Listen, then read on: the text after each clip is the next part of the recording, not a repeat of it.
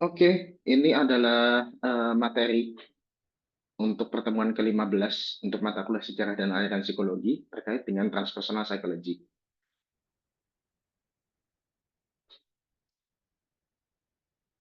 Nah, transpersonal psychology itu sendiri apa? Itu ya kalau kita bilang itu perkawinan psikologi sama sesuatu yang namanya spiritualitas, sesuatu yang namanya mistisisme, sesuatu yang namanya transendensi.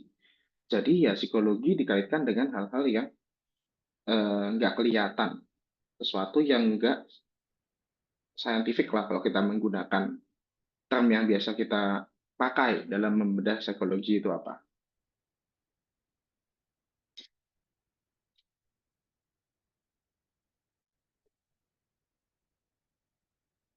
Nah,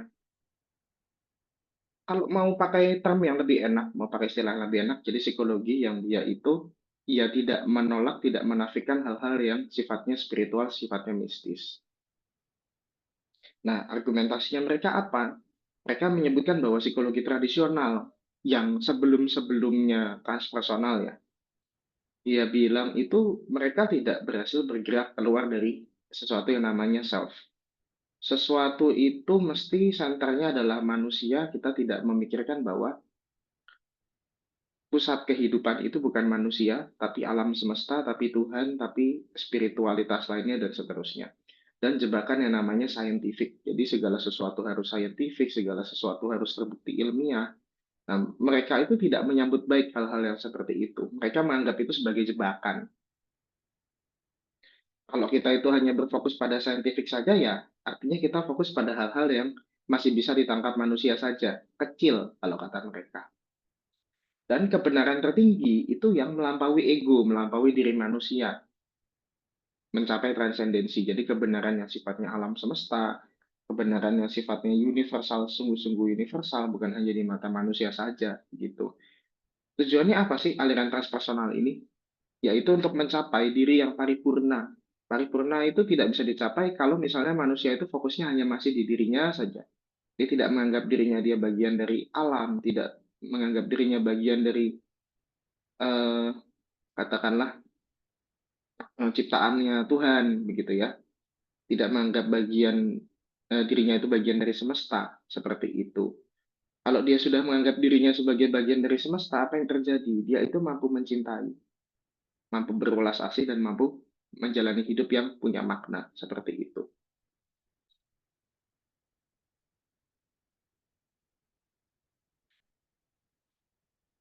Kita bisa bilang bahwa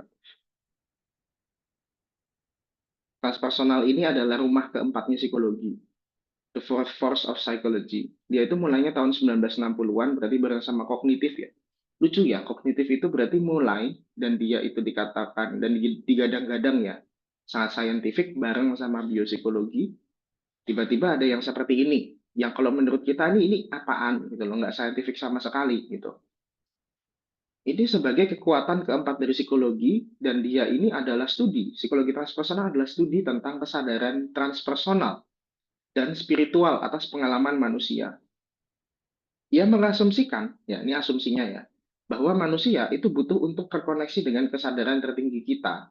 Dan hanya dengan itulah, jadi nggak ada cara lain ya, hanya dengan itulah kita bisa bertumbuh, kembang, dan mendewasa sebagai insan. Ia berangkat dari self-actualization milik Maslow, yang itu habis ini saya kasih lihat piramidanya kayak gimana.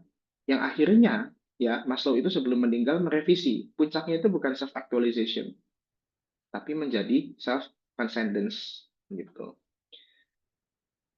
Ini menarik juga nih, dia bilangnya the science of mind, body, and soul.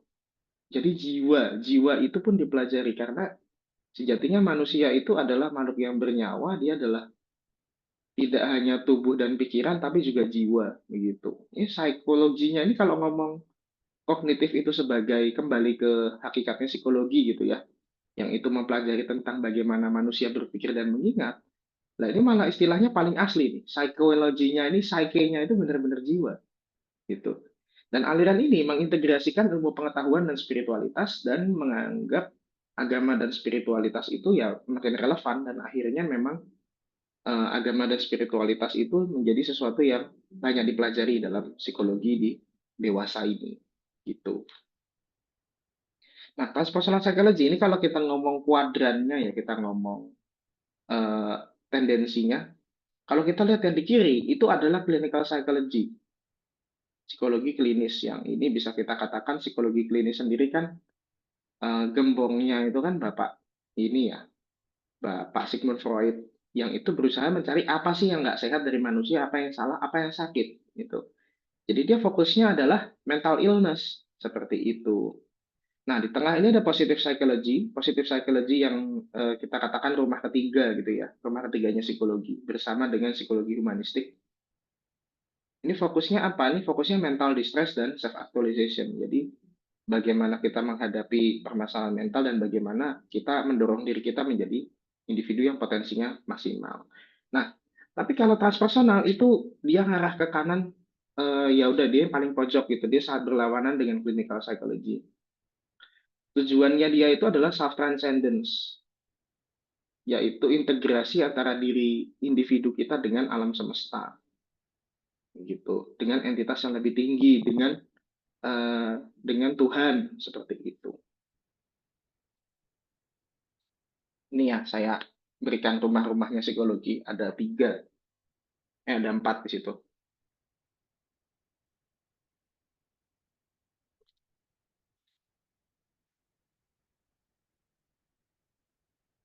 Yang first force-nya itu adalah psikoanalisis, yang second force-nya itu adalah yang organik ya. Jadi behaviorisme, kognitif, neuro itu masuk sana. Organik karena dia menjelaskan psikologi pakai organ-organ tubuh. Lalu third force-nya itu adalah humanistik dan positif, mencari um, apa ya hal-hal positif manusia dan itu memaksimalkannya. Tapi sentranya masih di manusia. Kalau transpersonal itu fokusnya adalah ya hal-hal yang nggak kelihatan. Gitu. Nah, sebetulnya kalau kita ngomong transpersonal psikologi, gitu kan, psikologi ini arahnya kemana? Di sini ada beberapa bahasan.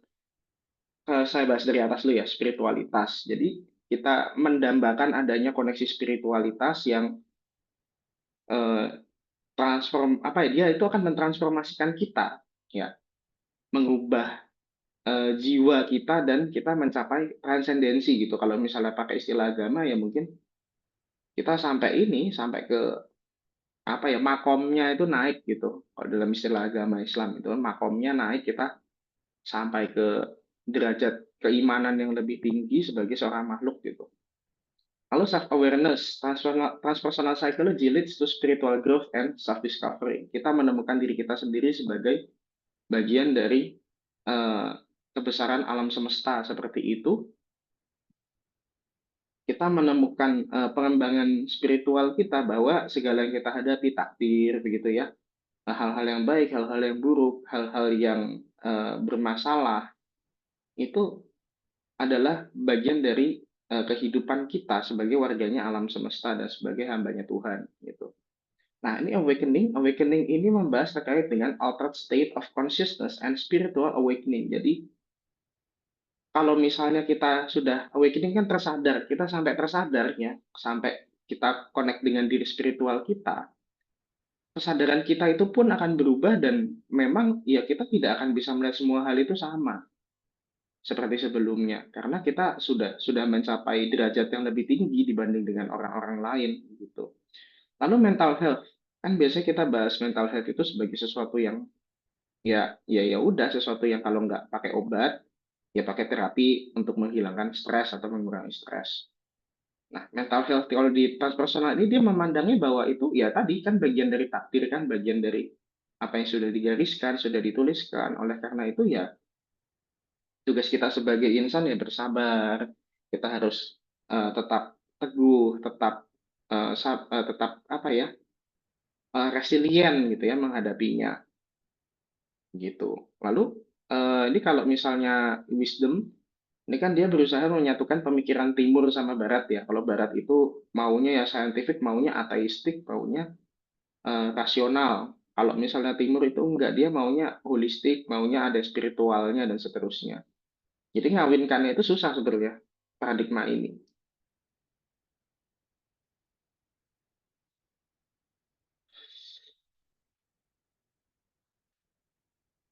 Nah, Lalu interconnectedness. Jadi kita itu sebagai insan di dunia itu kita nggak hanya sendiri, kita tuh punya koneksi spiritual dengan insan lainnya.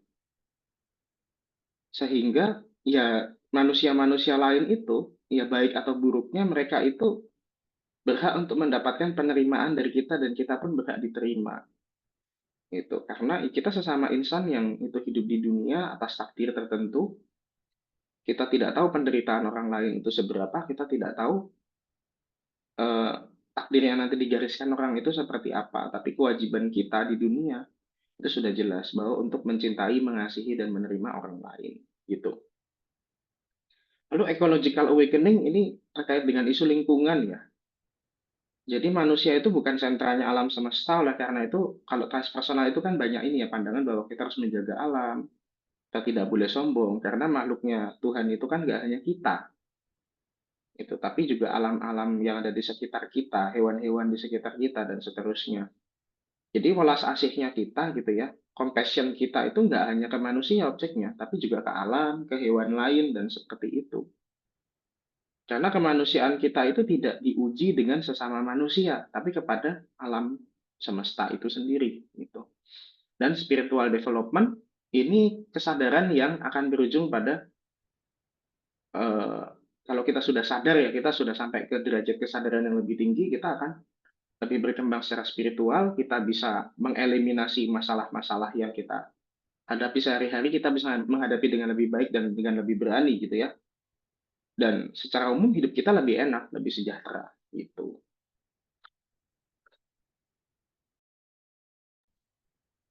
Nah, kok aliran ini ada gitu? Aliran ini adanya dari mana?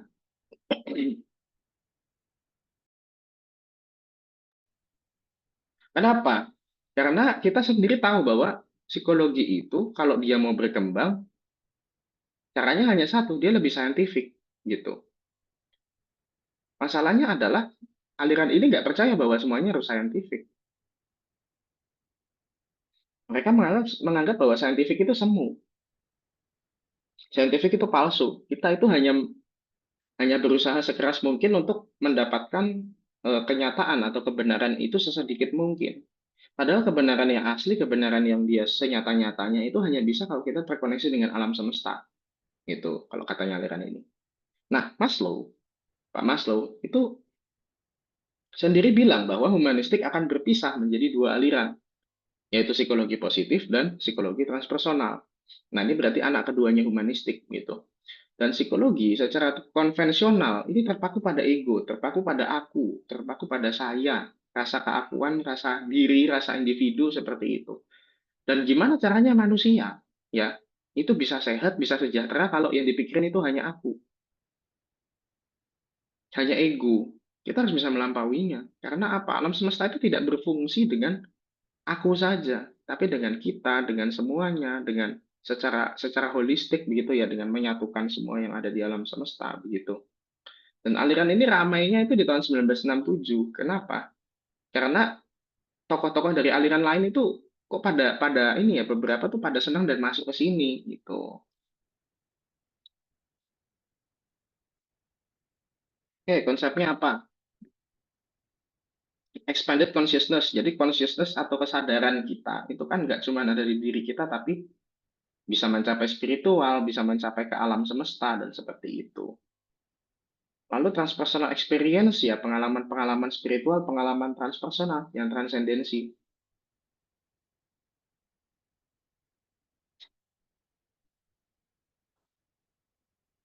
Jadi kita bisa sadar dengan adanya yang spiritual, yang mistis seperti itu.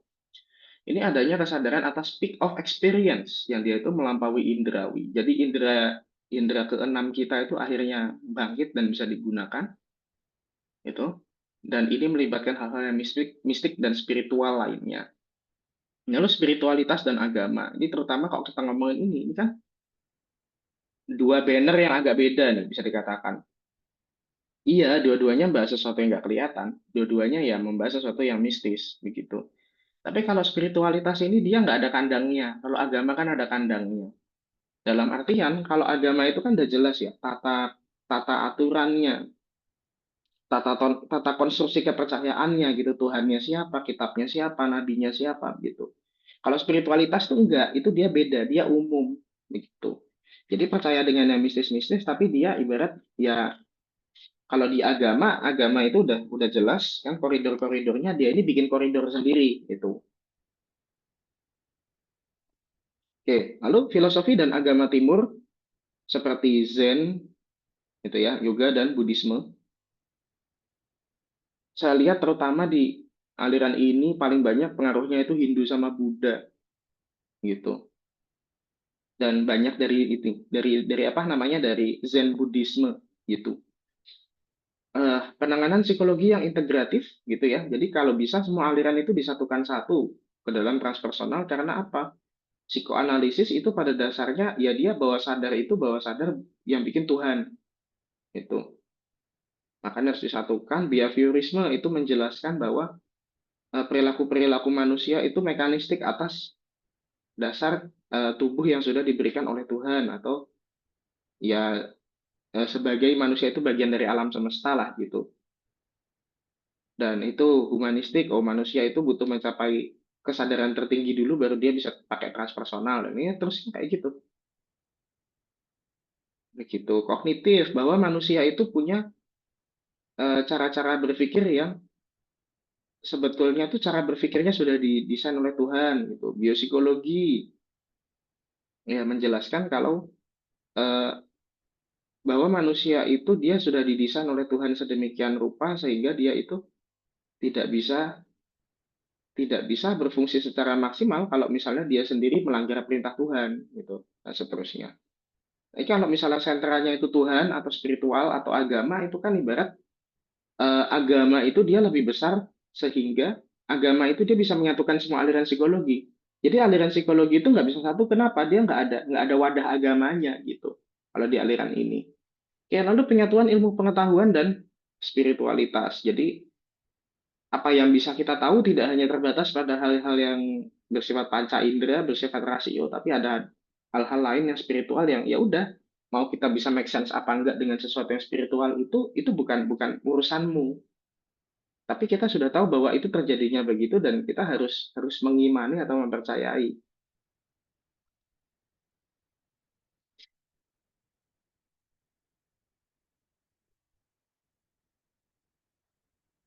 Ya susah ini bahasannya. Sampai nambah udut saya.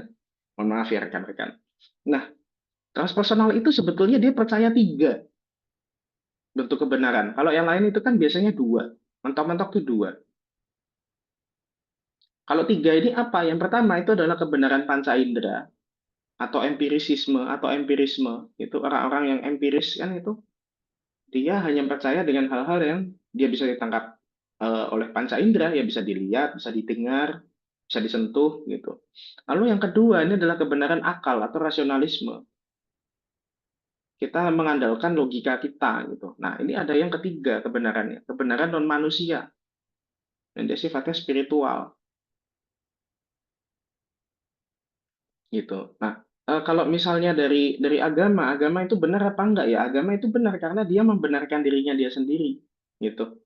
Agama itu nggak perlu manusia percaya, agama itu udah benar karena dia itu bisa memberikan pembenaran atas dirinya dia sendiri gitu. Atas hal-hal yang manusia itu nggak bisa tangkap. Contohnya kan akhirat gitu kan gimana caranya kita bisa menakar akhirat gimana gitu loh.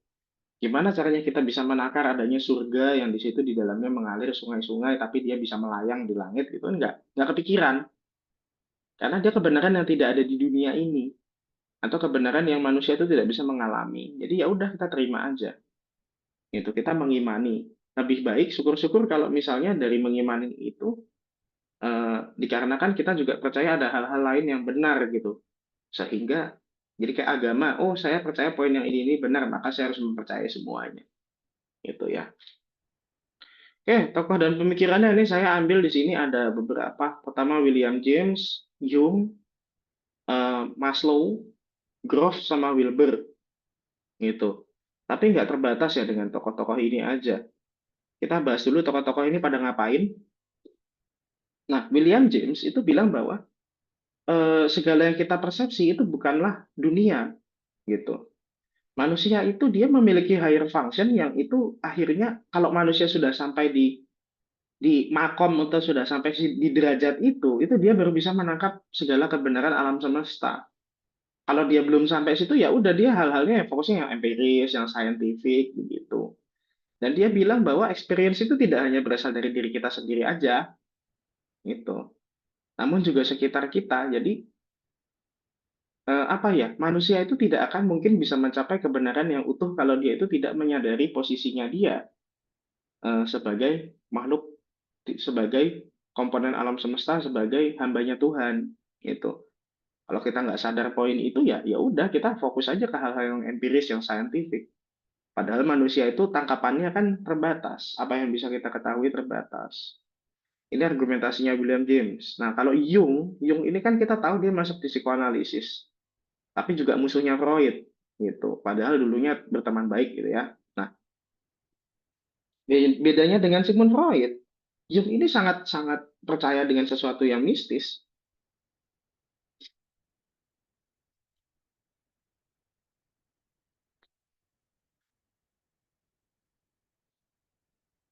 Dia suka sesuatu yang klinik, dia percaya dengan agama, gitu.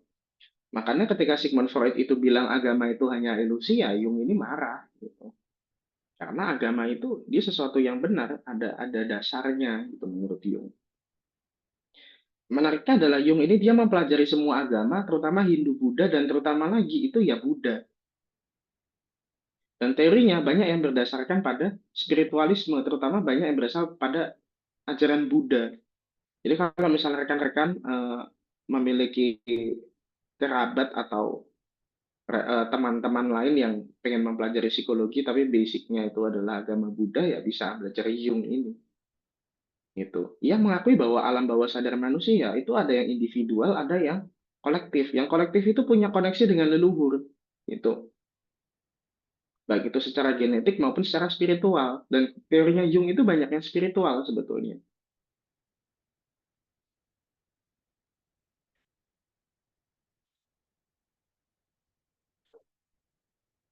Eh, buktinya apa? Nah, ini buktinya.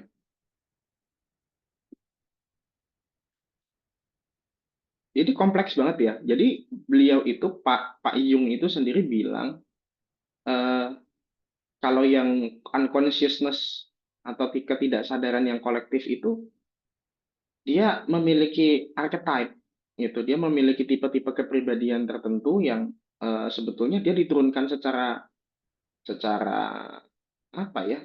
Herediter gitu. Jadi kita dari leluhur itu sudah punya tipe-tipe kepribadian tertentu kalau katanya Pak Jung. Dan itu bisa dicari tergantung dari bagaimana kita bisa berkoneksi dengan diri leluhur yang ada di diri kita ini gitu. Itu ya. Nah, ini sebetulnya simbolnya Jung ini mirip sama suatu simbol apa ya, simbol mistis gitu bisa dikatakan ini yang di kiri bawah ini gitu. Ini adalah simbol integrasi antara diri sadar dengan tidak sadar, antara diri personal manusia dengan diri spiritualnya gitu. Makanya ini logonya agak mistis ya, agak-agak kayak sihir gitu logonya itu. Dan ini kan personality type yang MBTI itu sebetulnya dia dia Pak Jung ini sendiri nggak suka dengan alat ukur MBTI ya, nggak cocok dengan dia karena dia nggak percaya bahwa manusia itu dia bisa di ya kategorikan 16 itu gitu. Ya padahal dia percaya sih bahwa diri manusia itu ya mengikuti prototipe dari leluhurnya seperti apa. Agak aneh memang. Oke, ini saya masukin gambar ini kalau untuk yang senang main game dan mau mau melihat praktek dari teorinya Jung secara nyata ini main game Silent Hill gitu. Itu isinya Jung semua itu. Oke, nah ini Jung ini bilang at immeasurable distance and one single star in the zenith, this is the one God of this one man. This is his world, his pleroma, his divinity. Ini gambarnya itu gambar ini sebetulnya dia menjelaskan. In this world is man, Abraxas, the creator and the destroyer of his own world. Ini nama demon ini, nama iblis. Ya, Abraxas ini. The star is the God and the goal of man, and this is his one guiding God. Jadi kalau misalnya kita itu mau mau mencapai kesadaran tertinggi ya itu nggak bisa pakai cara lain selain spiritual kita gitu, gitulah. Ini kita bisa bisa bilang ini simbolnya mistis sekali dan ini bukan sembarang ya. Ini bisa dikatakan dia punya koneksi dengan sihir-sihir dan klinik juga seperti itu. Ya, tapi intinya jangan dipelajari yang bagian itunya kalau memang tidak kuat karena dia menggunakan unsur mistis-mistis dan sihir gitu. Oke, Abraham Maslow, dia memperkenalkan konsep self-actualization yang nantinya akan direvisi jadi self-transcendence dan mengatakan bahwa ya humanistik nanti anaknya dua, positif sama transpersonal. Dan menariknya, pendirinya transpersonal ini juga Abraham Maslow. Wah, bingung kan? Jadinya dia meresmikan dua aliran jadinya.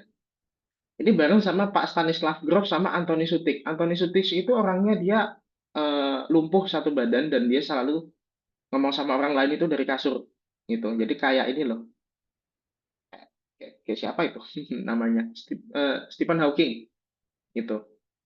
Tapi memang meninggalnya cepat Pak Anthony Sutik ini.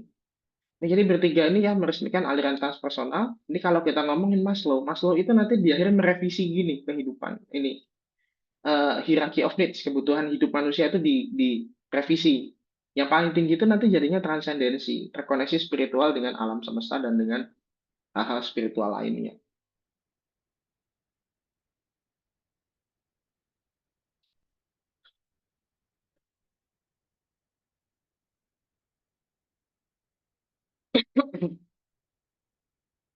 Gitu. Nah, kita membahas Pak Grof nih. Pak Grof ini kamu lihat ini belakangnya apa, ini belakangnya apa, ada jelas. Jadi tipikal yang belajar ini loh, eh, Tibetan Buddhism. Jadi agama Buddha yang dia alirannya itu asalnya dari Tibet gitu. Ada simbol-simbol mandala begini nih ya. Belajarnya itu memang belajar Tibetan Buddhism. Nah, beliau ini mantan psikoanalis, tapi lalu melakukan eksperimen sendiri karena beliau ini juga dokter ya, dan banyak terpengaruh ajaran Hindu Buddha. Beliau itu eh, agak beda dengan tokoh psikologi yang lain karena eksperimennya itu pakai obat gitu. Ini berat begini, intinya begini nih, yang holotropic breathwork. Orang itu kalau pakai narkoba, itu kan kesadarannya berubah kan. Yang itu nanti orang jadi seneng, jadi merasakan hal-hal yang luar biasa, hal yang lain, hal yang nggak bisa didapatkan dengan akal sehat gitu. Nah, itu sebetulnya bisa disimulasikan. Jadi kita nggak pakai narkoba, tapi rasanya nggak pakai narkoba. Dengan apa? Holotropic breathwork ini. Jadi pernapasan holotropik gitu. Ini sebetulnya asal istilahnya dari mana? Ini ada hilotropik, ada holotropik. Kalau hilotropik itu yang sehari-hari, yang sifatnya panca indera, yang bisa kita dapatkan dengan apa yang kita bisa lihat, dengan kita pegang, dan seterusnya. Tapi kalau holotropik itu hal-halnya spiritual. Jadi apa dengan kita mengatur napas, dengan latihan pernapasan tertentu, kita itu bisa mencapai kesadaran spiritual yang lebih tinggi. Begitu. Dan ini sebetulnya kalau kita ngomongin spiritual, Pak Agrov ini bilang, manusia itu secara alamiah nggak ada yang nggak bisa merasakan hal-hal spiritual. Jadi itu sudah, kalau misalnya di agama Islam itu katakanlah udah sunatullahnya manusia, udah takdirnya Allah bahwa manusia itu dia bisa merasakan hal-hal yang sifatnya spiritual, merasakan kehadiran Tuhan. Gitu. Nah, beliau ini bilang bahwa manusia itu terkoneksi dengan Tuhan itu paling tinggi ketika dia di rahim. Itu sana kan amniotic universe, amnion. Amnion itu berarti ketuban, ketuban gitu kan. Kita kita merasakan koneksi tertinggi transpersonal kita dengan Tuhan itu ketika kita masih berada di amniotic universe ini gitu. Jadi dari kecil sebetulnya kita udah spiritual, makhluk-makhluk yang spiritual gitu. Nah, lalu apa ketika melahirkan itu kan ada cosmic oppression, kita merasakan adanya tekanan, merasakan adanya bahaya. Dan dalam lahir itu kan sebetulnya kayak pengalaman hidup mati ya. Kita itu bisa lahir dalam keadaan hidup, bisa lahir dalam keadaan mati. Ini yang dinamakan struggle of death and rebirth. Ini gitu. Dan rasa sakit ketika kita tuh dilahirkan, itu sebetulnya akan terulang dalam kehidupan kita. Rasa sakit yang nanti berujung pada penemuan diri yang baru, nanti ketemu rasa sakit lagi kita menjadi diri yang baru. Jadi bisa dikatakan ya hidup itu sebenarnya cycle ya, cycle dari death and rebirth. Diri lama kita itu mati karena menghadapi hal-hal yang sulit, menghadapi permasalahan hidup, menghadapi bencana, dan kita terlahir kembali menjadi individu yang lebih paripurna gitu. Nah, lalu di experience of death, rebirth, itu ketika kita sudah di kehidupan nyata. Permasalahan hidup kita tuh apa sih? Masalah hidup kita itu kan ketemu dengan hal-hal yang bencana, dengan hal-hal yang nestapa, yang membuat kita menderita, tapi itu sebetulnya adalah pengejauhan tahan dari siklus, ya. Siklus kita itu mati dan hidup kembali. Diri kita yang lama itu mati dan diri kita yang baru, ya, yang baru gitu ya, yang lebih indah, yang lebih paripurna, yang lebih sempurna itu hidup kembali dan muncul kembali gitu. Gitu. Itu katanya Grove gitu. Jadi kenapa orang itu sebetulnya secara alamiah dia spiritual?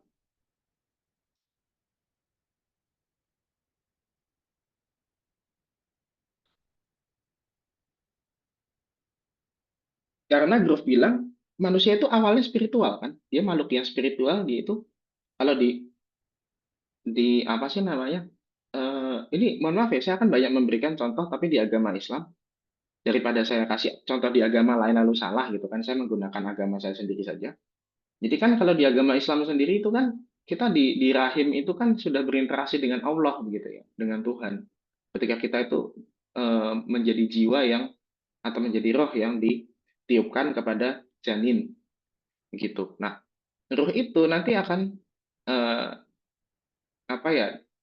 Ruh yang ditiupkan itu kan udah bersumpah gitu kan, udah bersumpah bahwa bahwa kita itu adalah hambanya Allah, bahwa kita tidak mengakui adanya Tuhan lain selain Allah, dan kita hidup itu dengan takdir Allah dan seterusnya, dan itu nanti ada takdir-takdir, misalnya jodoh kamu siapa, rezeki kamu seperti apa, matimu seperti apa, itu kita udah tahu gitu. Tapi ketika kita lahir di dunia, sumpahnya itu tuh dilupakan gitu.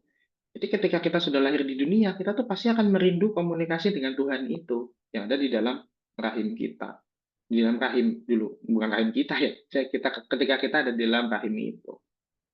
Gitu. Ya, nah ini kalau ini menggunakan teorinya Hindu. Teorinya dari agama Hindu. Di sini kan ada Atman, ada Brahman. Kalau Atma itu kan setahu saya ya, eh, Atma itu jadi diri diri yang eh, sadar gitu ya. Diri sadar kita yang itu masih diri individu kita gitu. Makanya di dalam diri sadar kita itu kita akan selalu merasakan yang namanya pengaman mati dan hidup kembali. Kita mendapatkan bencana, kita mendapatkan cobaan hidup, kita mati lalu kita hidup kembali menjadi diri yang lebih bagus, mati lagi menjadi diri yang lebih bagus. Itu cycle terus, dia kan berulang terus. Cara untuk kabur dari cycle ini gimana? Setelah mati kita mencapai dengan kematian, dengan bencana itu kita mencapai enlightenment atau kita mencapai ya pencerahan, kita mencapai diri spiritualitas yang lebih tinggi. Ini istilahnya itu moksa, moksa gitu kan. Kalau kita itu bisa moksa, kita itu bisa mencapai diri Brahman kita, diri spiritualitas tertinggi kita gitu. Dan ini kan juga nama ini kan salah satu dewa dewa Trimurti ya, Brahma. Selain ada Wisnu, ada Shiva gitu. Nah, ini teorinya sendiri dia mengambil dari Bhagavad Gita gitu. Yaitu teori Atman, Spirit dan Body, Triad gitu. Jadi dari manusia itu ada diri tubuh, ada jiwa, ada atma. Atma ini jadi ya spiritualitas yang bisa dicapai manusia seperti itu. Kayak gitu ya. Udah susah, dah. Ya emang ini susah nih materinya. Nah terakhir, ini ada Ken Wilber. Beliau ini adalah tokoh yang suka dengan psikologi dan spiritualisme timur. Tadinya ini ya kuliahnya biologi, tapi habis itu udah bosan. Dia belajar psikologi, tapi disatukan dengan ajaran-ajaran ketimuran. Beliau ini mencoba mengintegrasikan sains, psikologi, dan spiritualitas. Jadi mau disatukan, termasuk gerakan untuk menyatukan semua aliran-aliran psikologi itu dia mau melakukan gitu. Itu ya. Bahkan dia ingin menyatukan semua ilmu pengetahuan ke dalam spiritualisme. Nah, ini susah nih bahasnya ini. Ya, bahasnya ini susah. Jadi ini bagian ini dia menjelaskan bahwa manusia itu kalau misalnya dia dia ini dari cakranya gitu ya, dari auranya ya. Orang itu dia akan sudah sampai perkembangan spiritualitas tertinggi apa enggak itu tergantung dari cakranya, dari warna aura yang dia tunjukkan kepada orang lain. Ini yang bawah ini yang infrared, ini yang dia warnanya warna warna merah pucat. Ini artinya apa? Ini manusia yang dia eh, impulsif, dia itu tidak rasional, dia itu seperti binatang. Tapi ketika dia sudah sampai magenta, dia itu akan mulai ke magical animistic gitu kan. Dia perilakunya berkelompok, dia menghindari bahaya. Jadi apa? Ini kayak rasa-rasa eh, in group dan out group gitu ya. Kalau misalnya kayak di psikologi sosial itu kuat gitu di sini. Lalu ada opportunities self protective. Ini tipikal yang ingin menguasai, egosentrik, ingin memenuhi keinginannya sendiri. Ini warnanya merah gitu. Menguasai orang lain dengan kekuatan. Nah, itu. Tapi kalau dia naik kastanya lagi, dia ke amber ini warnanya. Itu tah tipikal yang apa ya?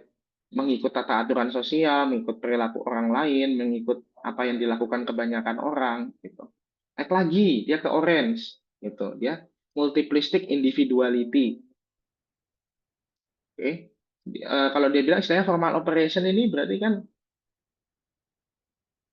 apa ya?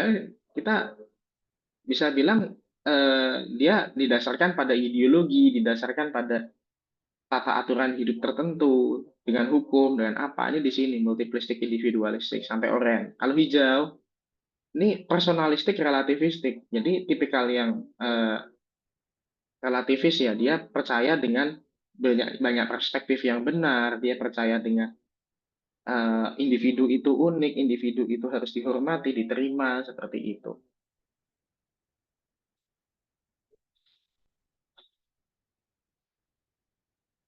Ntar saya minum dulu.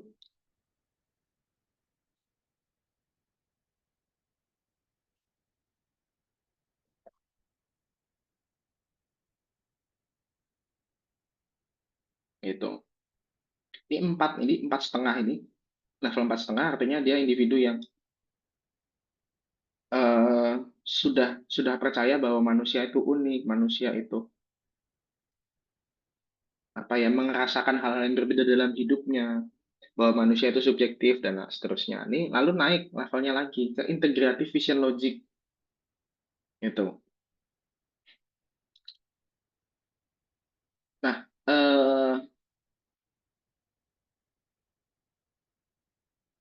dia ini kalau misalnya sudah sampai di warna teal ini ya, teal ini apa ya? Kayak kayak warna campuran biru tua sama hijau tua ini di sini.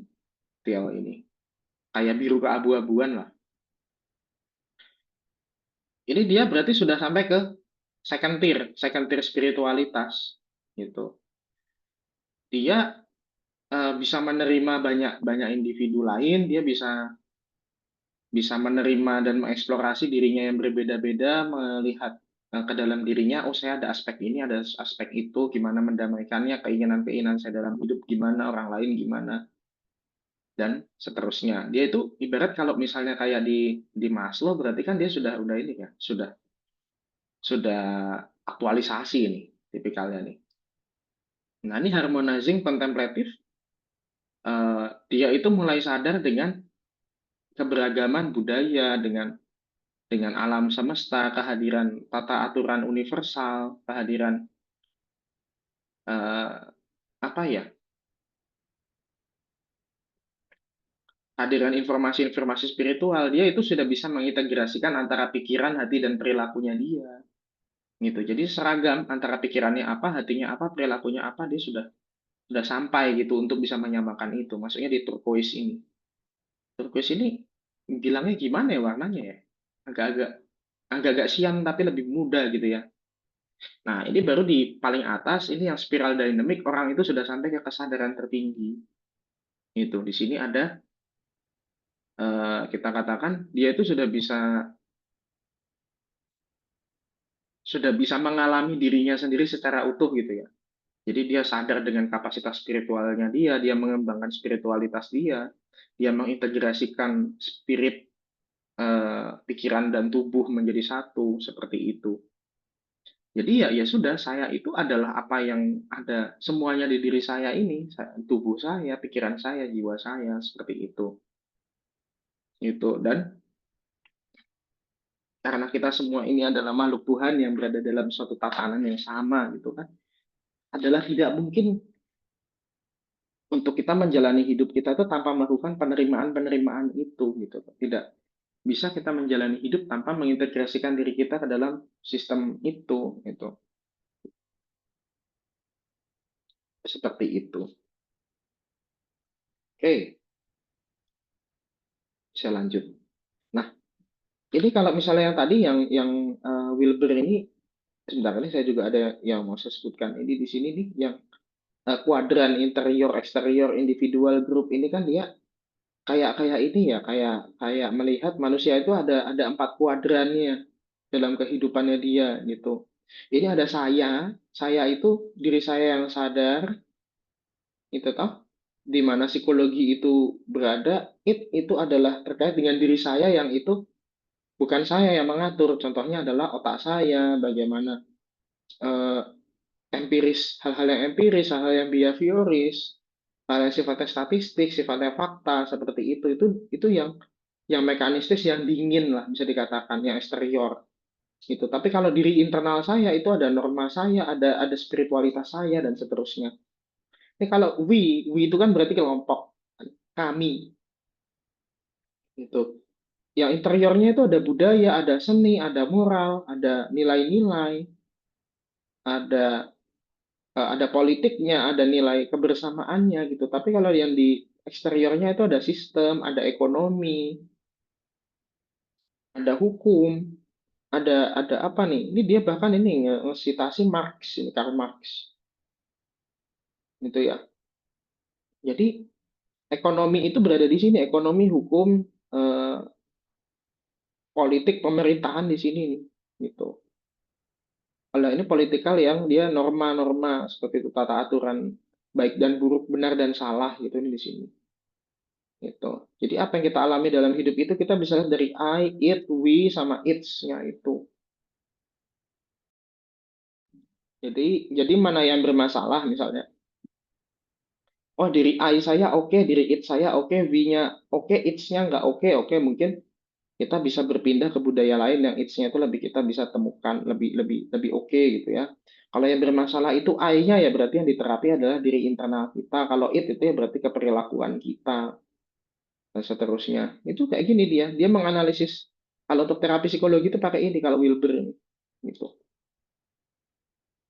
Saya lanjut di psikologi agama, di sini ada beberapa gitu ya, dan kalian bisa bisa aja bahas bahas transpersonal ini langsung pakai agama karena kalau dari argumentasi saya sendiri ya, eh, kalau ateisme itu kan berarti dia bebas ya, ateisme, spiritualitas, agnostik itu juga bebas dalam artian dia mau mengajar spiritualisme itu nggak harus pakai koridor tertentu, tapi kalau agama itu kan harus sudah jelas tata aturan untuk mencapai spiritual consciousness-nya itu gitu.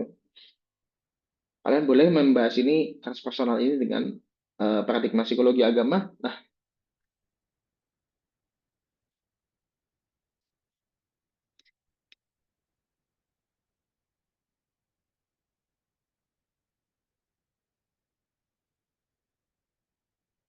kalau di Islam sendiri ini ada tokohnya Malik Badri gitu ya, dan ada yang lain-lain lagi.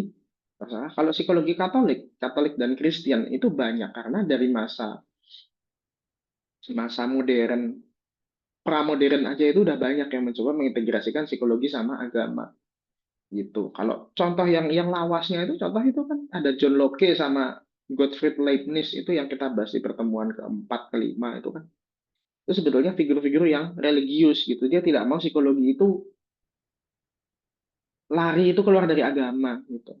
Cuman kita nggak tahu aja. Kalau Islam kan ini selain yang Malik Badri ini kan dari era keemasan ya, era keemasan psikologi, era keemasan ilmu pengetahuan, itu kan dia haluannya itu udah agama gitu.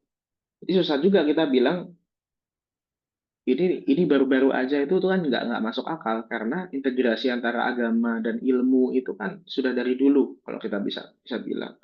Hindu Buddha juga begitu, ini masing-masing dia ada buku referensinya sendiri bisa kalian pelajari gitu. Ini adalah usaha menggabungkan psikologi dengan ajaran agama sebagai usaha menerjemahkan agama dalam studi mental dan perilaku. Oke, now ini saya coba menjelaskan ini kan kalau dari yang Malik Badri itu ya. Ini bagaimana menjelaskan psikologi gitu.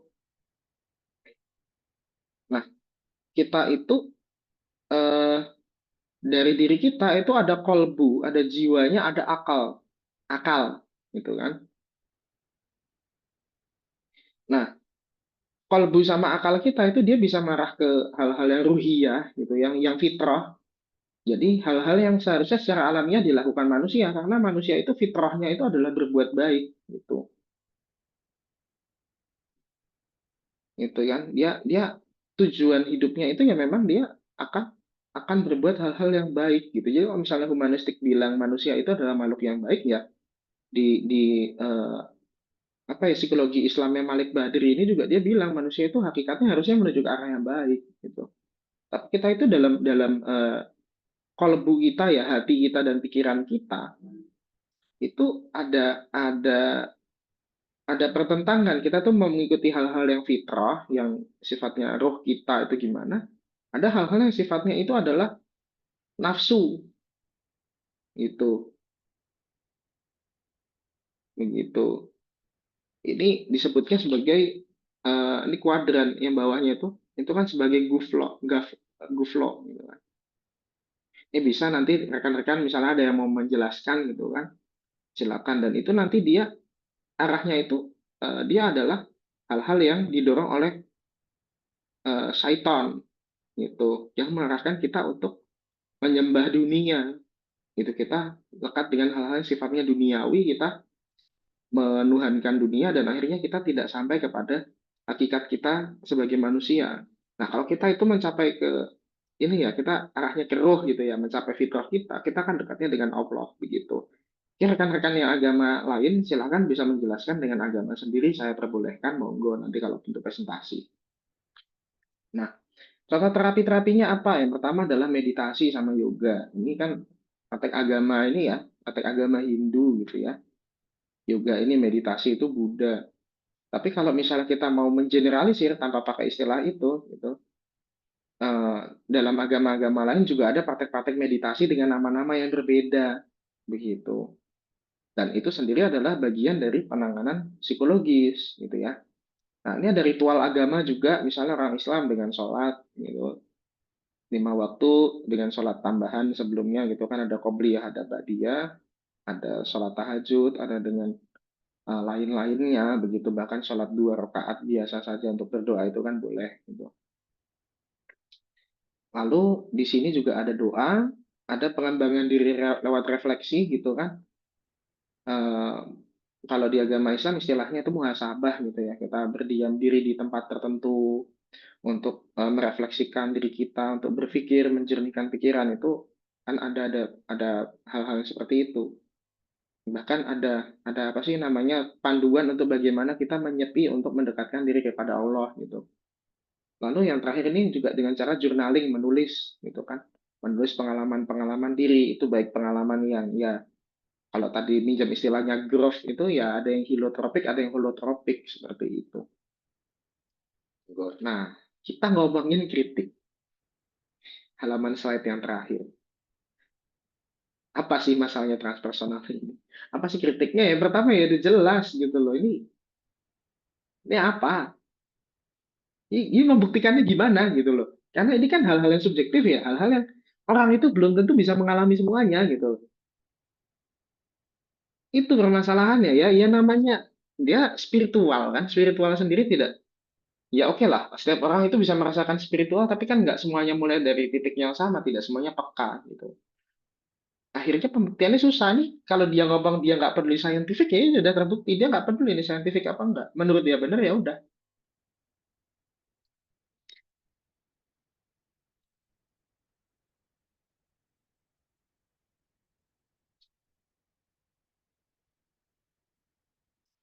Dan pengalaman transpersonal itu beda-beda.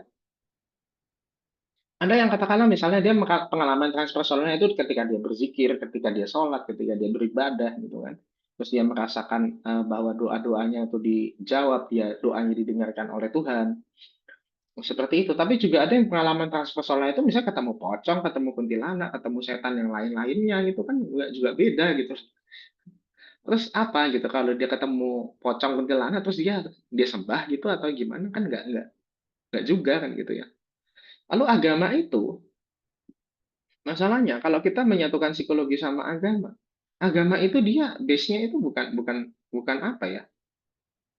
Bukan cuma dua yang di awal tadi, jadi kan dia tiga kan model pembenarannya. Kita salahin, oh ya agama ini benar ini, apa? Kita juga harus mengimani gitu loh. Karena kita tahu ajaran agama itu yang sudah terbukti itu benar. Sisanya yang belum terbukti itu kita harus imani. Masalahnya apakah psikologi itu mau kamu imani? Kalau agama kan ya udah kamu imani gitu kan. Saya tahu juga mayoritas eh, mahasiswa-mahasiswi saya itu kan beragama gitu. Ini gimana kalau ini? Ya lalu agama ya di sini kalau dia disamakan posisinya gitu atau dia diintegrasikan dengan ilmu, ini mana sih wadah yang lebih gede?